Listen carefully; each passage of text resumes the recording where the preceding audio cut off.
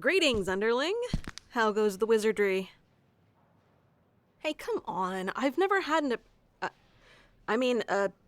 you're my apprentice. Does that not make you my underling? Just let me have this, okay?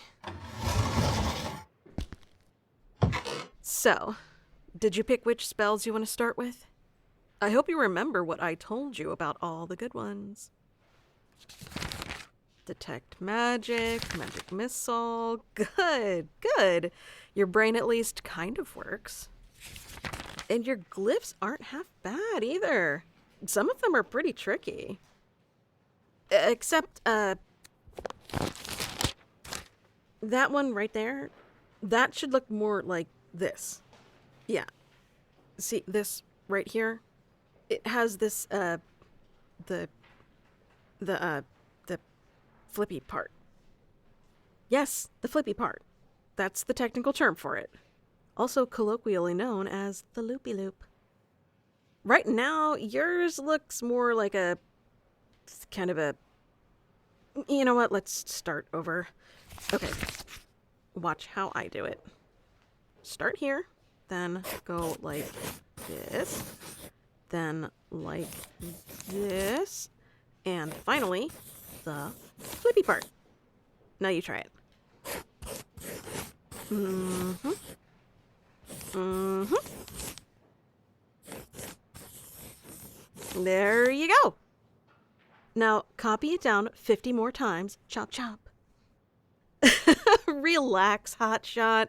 I'm just messing with you. You catch on quick. I'll be delegating all my work to you in no time. Yeah, no, I wish. We're gonna have to go on quests together and stuff. Not like I can actually make you do everything. And have to is a bit strong. Questing is honestly pretty fun. Sure beats sitting behind a desk. Unless the quest is like, find all 77 purple eggs scattered around town. Things like that are bound to crop up from time to time. Although, given all the stuff we can do with magic, I can't even say those kinds of quests are all that weird. They're still kind of a pain, but I guess sometimes you just lose 77 eggs in different places all at the same time, and you gotta do something about it.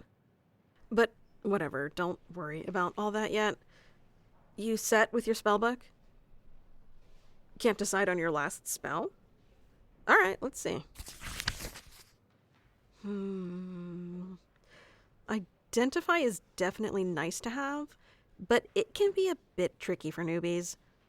Some spells require you to use certain items, even if you have your focus, and in order to cast Identify, you need to have a pretty expensive pearl.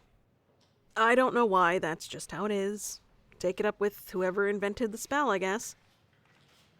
Yeah, if you learn it now, you won't be able to cast it.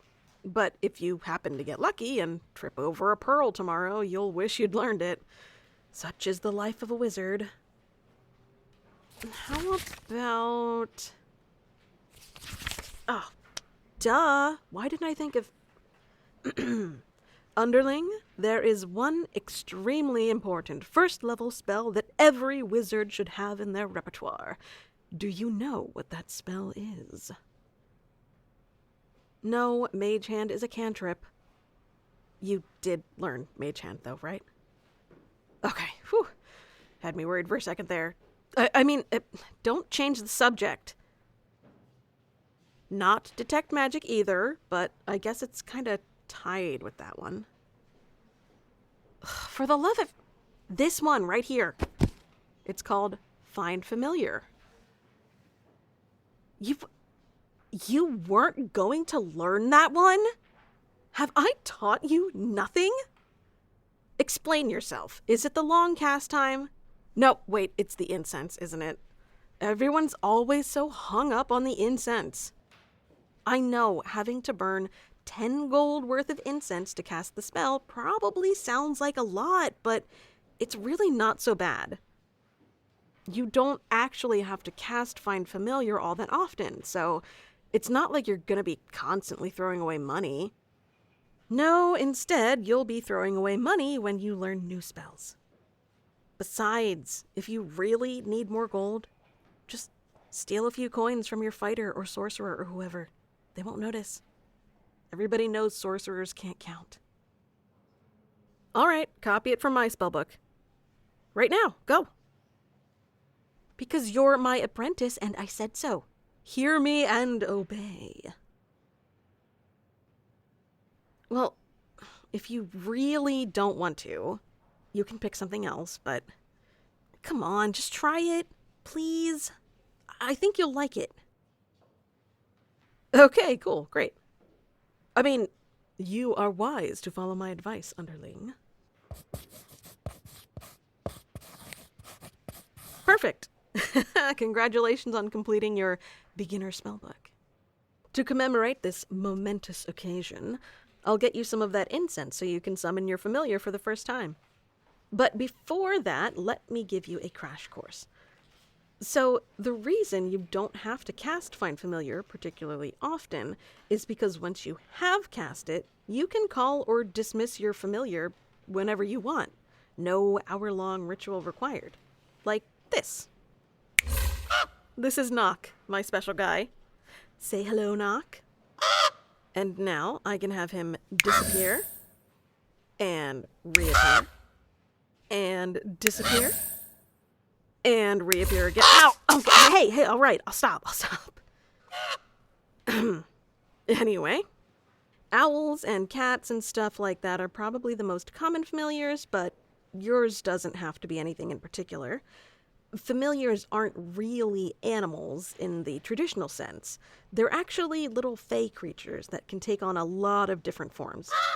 One of the only times you'll need to cast the spell again is if you want to change their form. Say yours is a mouse, but you want to turn them into an octopus so you can take them underwater. Hells yeah, your familiar can be an octopus. I wouldn't recommend it on land, but it's possible. That's where the incense stuff starts to get annoying. If you need to change your familiar's form a lot, then the cost can add up. Fortunately, in my experience, it doesn't happen too often. I'd say most of our familiars have a normal form that they stay in most of the time. Knock just likes being a raven. Isn't that right? What kind of stuff can they do? Excuse me, is having a super cool magic fae pet not good enough for you? First and foremost, they're not fighters.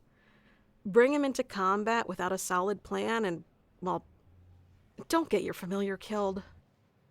I mean, I guess they don't die, they just get sent back to the Feywild, but then you have to cast the spell again, and I can't imagine they like it. See? It'd be sort of like if your party has to cast Revivify on you. Sure, you're back, but it'd still suck a whole lot getting killed in the first place. As for what your familiar can do, aside from being super awesome, there's two big things. First, they can share their senses with you. Using your magical bond, you can see what they see. Very useful if your familiar can fly, if they can squeeze through little gaps, or they might even have senses that you don't have. I once met a blind wizard who saw through his familiar all the time. It was actually kind of incredible. That's how great familiars can be. Yes. Anyway, moving on. Second, whenever you cast a touch spell, you can cast it through your familiar instead of yourself. Again, I wouldn't recommend doing that to fight people, but your buddy can still help you pull off some tricky stuff. For example, I'm definitely not suggesting that you summon your familiar as a flea and cast Bestow Curse on the biggest, dumbest lunk in the tavern right before a drinking contest. Yeah, no, that would be awful. And also, a crime. Probably. I would imagine. Anyway, even though you probably shouldn't use them to fight anyone if you can avoid it, something like Shocking Grasp can be helpful for getting your familiar out of a pinch if they're in trouble. Although, at that point, you could also just dismiss them to get them out of danger too. Ironically, one of the best spells to cast through your familiar is Identify, like we talked about. But I still think that's something you should pick up later. A familiar can be here for you now. Or as soon as you get some incense, that is. You know what I mean. Besides, I said I'll buy you some for your first summoning. Now, come, underling, to the market.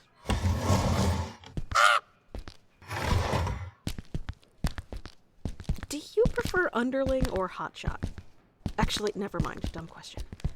Oh, also, want to grab lunch or something after? I know a good place nearby. I dunno. I thought we should, do some mentor-mentee bonding activities.